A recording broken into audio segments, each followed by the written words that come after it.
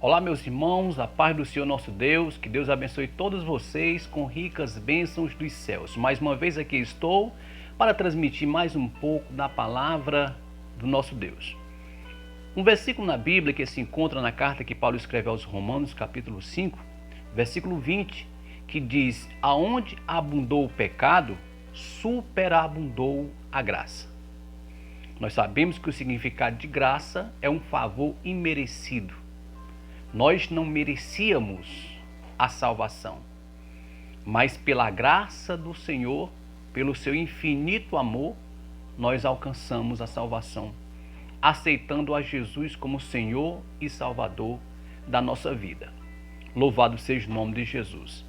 Lá no capítulo de número 28 de Mateus, e o versículo 19, Jesus deu uma ordem aos seus discípulos, dizendo: portanto, ide e ensinai todas as nações, batizando em nome do Pai, do Filho e do Espírito Santo, e ensinando a guardar todas as coisas que eu vos tenho mandado. E eis que estarei com vocês todos os dias até a consumação do século. Então, quando Jesus falou para os seus apóstolos que eles deveriam ir a todas as nações, deveriam ensinar, deveriam batizar em nome do Pai, do Filho e do Espírito Santo, era um mandamento que o Senhor Jesus estava dando aos seus discípulos concernente ao batismo. Louvado seja o nome do Senhor. E esse batismo é o batismo em água, né? Às vezes nós ficamos até um pouco assim, perguntar e até ter uma dúvida sobre o batismo em água, né? Então, para começar, o batismo em água é um mandamento do Senhor. Então nós vamos compreender que o batismo em água é um mandamento do Senhor. Louvado seja o nome do Senhor Jesus. Então tem que batizar em água, porque o batismo em água é um ato público. O homem depois que ele aceita a Jesus como Senhor e Salvador de sua vida, ele passa a ser agora um aprendiz das Escrituras. Ele vai aprender as Escrituras, né? Ele vai ser moldado pela palavra de Deus. E isto vai brotar no seu coração um desejo de fazer parte do corpo de Cristo, que é a igreja. Agora ele quer ser um membro da igreja. Então esse desejo vai brotar no coração dele, porque as Escrituras, a palavra de Deus, vai transformá-lo, vai lapidá-lo e vai fazer com que essa pessoa ela passe a ter a vontade de nascer de novo, passar pela regeneração, pela transformação. Então não tem como não brotar o desejo no coração de uma pessoa dessa de se batizar nas águas para agora tornar um membro do corpo de Cristo. Então o batismo em água, primeiro de tudo, é um mandamento. Segundo, é um ato público. Ele vai agora mostrar para o mundo que ele agora é uma nova criatura na pessoa bendita de Jesus. E nós sabemos que o batismo em água é uma forma, é um atestado de óbito, que a pessoa morreu para o mundo e ressuscitou com Cristo. Louvado seja o nome de Jesus. Então isso é o batismo em água. Essa pessoa passa a ser agora uma nova criatura. O pecado não tem mais domínio sobre ela, agora porque ela tem agora um Senhor que domina a vida dela, que é o Senhor Jesus. Por isso que nós vamos ler Romanos capítulo 6, a partir do versículo 1. Olha o que diz aqui. Que diremos, pois? Permanecemos no pecado para que a graça seja mais abundante? O apóstolo Paulo vai dizer: de modo nenhum. Nós que estamos mortos para o pecado, como vivemos ainda nele?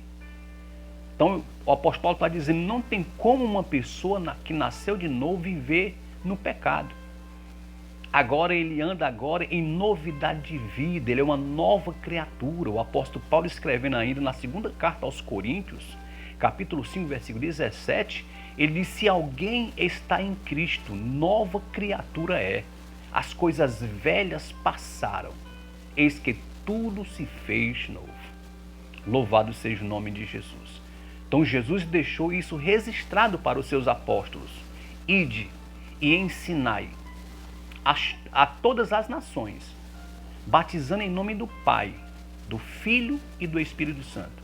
E ensina eles a guardar tudo que está escrito, tudo que eu vos tenho falado. E eu estarei com vocês todos os dias até a consumação do século. Louvado seja Deus. Ainda lendo o capítulo 6 de Romanos, no versículo de número 3, ora, não sabeis que todos quantos fomos batizados em Jesus Cristo, fomos batizados na sua morte? Ou seja, quando a gente é emergido na água, né? A gente ali está mostrando que morremos para o mundo. Fomos sepultados com Cristo na sua morte. Louvado seja Deus.